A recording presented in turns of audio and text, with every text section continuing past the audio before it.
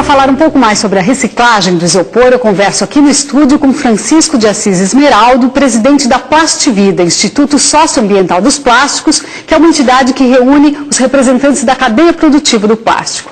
Assis, obrigado pela presença. O prazer é meu estar aqui, Cláudio, com vocês e com os telespectadores do Programação Consciente. Muito obrigada.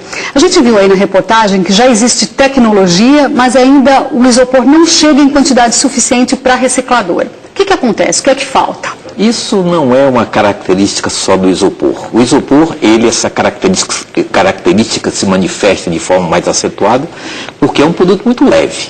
Só para você ter uma ideia, normalmente um caminhão de 12 toneladas carrega apenas 300 ou 400 quilos de isopor, porque a questão da coleta seletiva é um problema dos resíduos sólidos de modo geral, que é um problema que é da prefeitura, que a ela compete fazer isso, mas carece também da educação da população. Assis, qual é a quantidade de isopor que vai para o lixo no Brasil? Cerca de 57 mil toneladas é a quantidade total produzida. E cerca de 5% é que é realmente reciclado. Então estamos falando aí em torno de 2.500 a 3.000 toneladas ano de material que é reciclado. Ainda é uma quantidade muito pequena, né? É muito pequena, mas a tendência é aumentar por força de uma série de programas que nós estamos implementando. Isso vai para aterro, demora para ser degradado e o isopor ele isola outros materiais também que estão no aterro. Ele é um plástico como, e todos os plásticos eles são impermeáveis, não é? Então isso é uma característica do plástico. Agora o que se tem é o seguinte, uma coisa muito interessante e é importante até falarmos um pouquinho sobre isso, é que a questão dos plásticos ou do isopor, eles durarem muito tempo, isso é uma grande vantagem. Veja bem, só para dar um dado para você e para os telespectadores, Cláudio, que é o seguinte, 1 quilo de um plástico, ele gera a mesma quantidade de energia que 1 litro de óleo diesel e de óleo combustível. Mas aqui a gente ainda não tem um aproveitamento dessa energia, né? O Japão tem 190 usinas de reciclagem energética. 90% do tratamento dos resíduos sólidos urbanos, ou seja, do lixo, é tratado dessa forma. A Europa, a Comunidade Europeia, a União Europeia, ela usa como reciclagem energética algo em torno de 30% a 40%. E o Brasil não tem nenhum. E hoje nós estamos trabalhando fortemente nessa direção, de criar aqui no país, para resolver o problema dos resíduos sólidos urbanos através do aproveitamento desse potencial energético dos plásticos que vão, junto com o lixo, gerar energia para a população ou para as indústrias. Assis, nós vamos fazer um breve intervalo, daqui a pouquinho a gente volta explicando um pouco sobre como a gente pode aumentar essa coleta seletiva do isopor. Até já! Aqui no estúdio eu continuo a conversa com Francisco de Assis Esmeraldo, presidente da Plastivida. Assis, a gente mostrou aí na reportagem uma primeira parceria com a rede Carrefour para fornecimento do isopor para a recicladora. Isso já se ampliou? Já existem outras empresas fazendo isso? Antes de mergulharmos nesse projeto, nós fizemos uma pesquisa. E fizemos na Brasil Plástico, que é a Feira Internacional do Plástico, ou seja, com as pessoas que frequentavam a feira.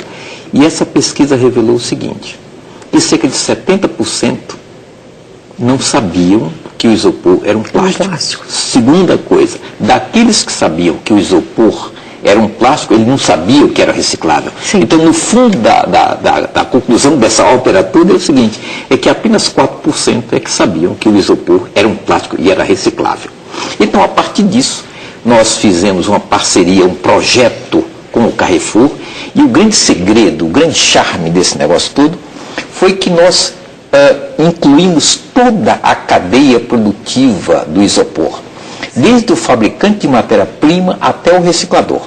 E hoje nós estamos reciclando cerca de algo em torno de 120 toneladas ano, que para isopor é algo muito grande. Agora, como envolver? A gente viu que no projeto com o Carrefour, vocês envolveram uma cooperativa de catadores, mas a gente não vê hoje ainda o catador pegando isopor na rua. Como atrair o catador? É difícil, porque o valor econômico do isopor é muito baixo, porque ele é muito leve. Então, o que se faz? Você cria os pontos de coleta como criamos no Carrefour. A Casa Bahia já está num processo inicial, reciclando cerca de 4 toneladas mês. E eu vou te dar uma notícia em absoluta primeira mão, é que nós acabamos de fechar uma parceria com uma ONG chamada Avemare e que nós vamos lançar um projeto de reciclagem de isopor na região de Santana do Parnaíba, que vai contemplar mais ou menos 40 mil pessoas. E esse projeto tem uma característica muito especial, que é que ele sai desse foco industrial, empresarial, e ele vai atrair o cidadão, a população. Agora, as empresas que produzem o isopor e as que utilizam nas suas embalagens, elas não devem ser corresponsáveis por fazer chegar esse material até a reciclagem? Isso é um processo difícil da gente resolver, porque teoricamente sim, mas também falta legislação. Legislação, falta projetos, falta porque envolve uma questão muito complexa, que é a questão do custo. Porque você transportar esse material, por ser muito leve, quem absorve esse custo? Mas esse projeto que nós fizemos, ele contempla exatamente isso, né? Ele faz com que você, muitas vezes, você vá levar, entregue, por exemplo, uma geladeira, quando no ato da entrega você retira o isopor e já devolve para o fabricante, a pessoa vem e leva para a reciclagem. Então, esse seria o correto. Esse é o correto e nós estamos caminhando nessa direção. O segredo acho que está na parceria, né? Está na parceria, na paciência, sobretudo, e na vontade de fazer acontecer, não é? Tá certo. Muito obrigada.